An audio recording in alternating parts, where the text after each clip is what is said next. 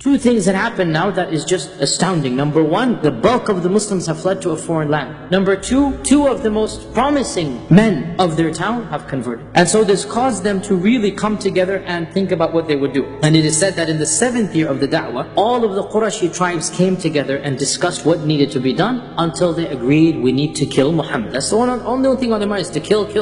So for the final time, they went to Abu Talib. And they say to him that you do not have any choice in the matter. Either you will hand over Muhammad and we will give you whatever blood money and none of us is going to do the job, it's not going to be a Qurashi, or we will have to cut you off from the Quraysh. How are you going to cut us off? We're blood relatives. None of us will allow you to get any food and water. We will boycott you. No marriages and no money and no business transactions. Any of us who owns a business, we're going to tell him that he cannot buy and sell anything for you. Food, water, drink, nothing. And when the Quraysh came to Abu Talib like this, Abu Talib himself became furious. And he said, do as you please, I'm not going to hand my nephew over to you. Abu Talib therefore decided that if we're not going to be able to buy and sell in Mecca, we're going to not have any access to the shops of Mecca, then let us go and live elsewhere. And they moved to some of the valleys that the Banu Hashim owned, and they were called the valleys of Abu Talib, Shi'bi Abi Talib. And so Abu Talib then left to live in that valley,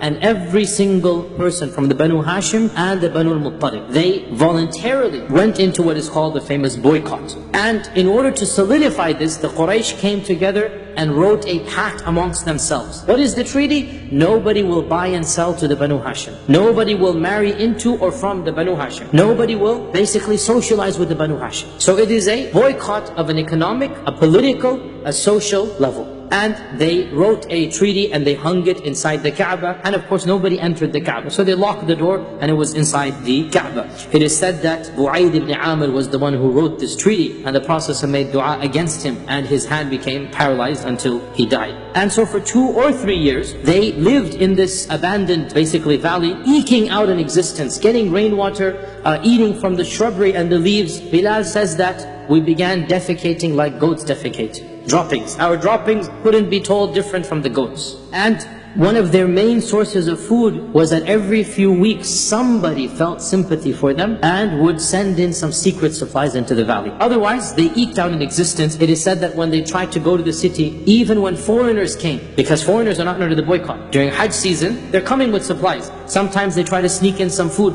Sometimes they were successful. Other times, if they were caught or the people saw them, Abu Jahl would come and say, do not sell to these people. I will pay you double whatever they're offering you. Even during these 2-3 years, the Prophet ﷺ continued to give da'wah during the Hajj season. He would go out of the valley and he would meet with the tribes during the Hajj season and continue to try to find converts to the faith. When did and how did the boycott stop? As we said, the boycott probably lasted 2 or 3 years, and a number of incidents happened that brought about its conclusion. The first of these is that the Prophet ﷺ made a dua against them and said, "Oh Allah, send upon them a famine like the famine of Yusuf." That bad. And so the famine became so bad for the people of Mecca that they were forced to eat carcasses and to chew on dead animal skin. They had nothing else left after that time, and they realized this was because of the dua of the Prophet ﷺ, and they sent some messengers to try to bring about some reconciliation. The second incident is that some of the people of Quraysh whose hearts were softer, we already said this, they decided that they should do something to break the pact. And so the main one here was Hisham ibn Amr. Hisham ibn Amr felt that he needed to do something. So he called his friend Zuhair ibn Abi Umayma, and they said, what can we do to bring about an end to this boycott? So they said, first thing we need to do is to bring about all of the people who are sympathetic, get them together.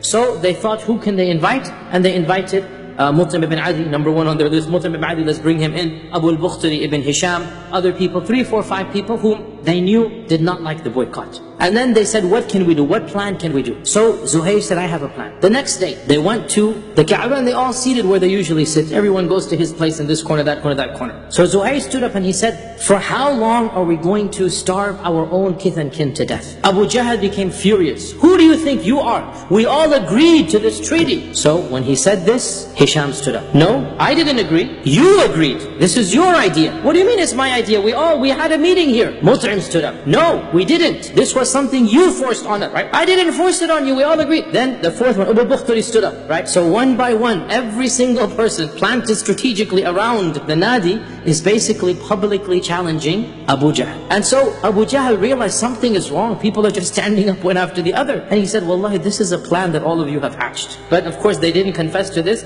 and it seemed as if the public support had now shifted away. And then the final thing happened that of course completely turned the tide. One day the Prophet ﷺ went to Abu Talib in the Sha'b, in the valley, and he said that, oh my uncle, Allah has informed me that the treaty that they wrote has been eaten up by termites or ants, except for the phrase Bismik Allahum, just in the name of Allah. The whole treaty now the Kaaba is locked up, nobody goes in. Of course it is in a sealed pouch, they have a parchment, they seal it up, it's in a cloth and everything. Abu Talib said, your Lord has told you this? He said, yes, he has told me this.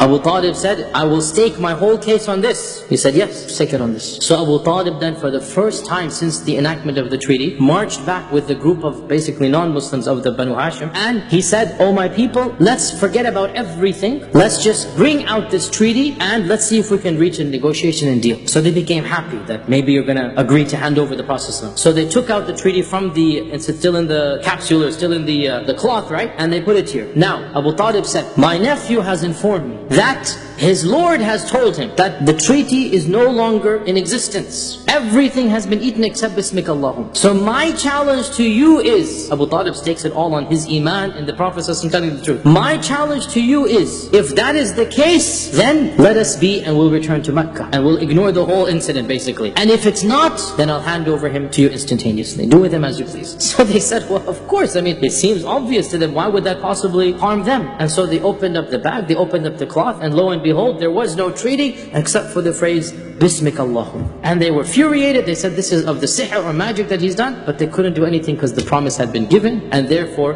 this allowed them to return back to Mecca, and this was what caused the treaty to be annulled. We learned that the Prophet ﷺ and the Sahaba, they returned back to Mecca probably around the 10th year of the da'wah. When the Prophet ﷺ was around 49 years old, they finally returned to Mecca around 2.5 to 3 years before the hijrah of the Prophet ﷺ.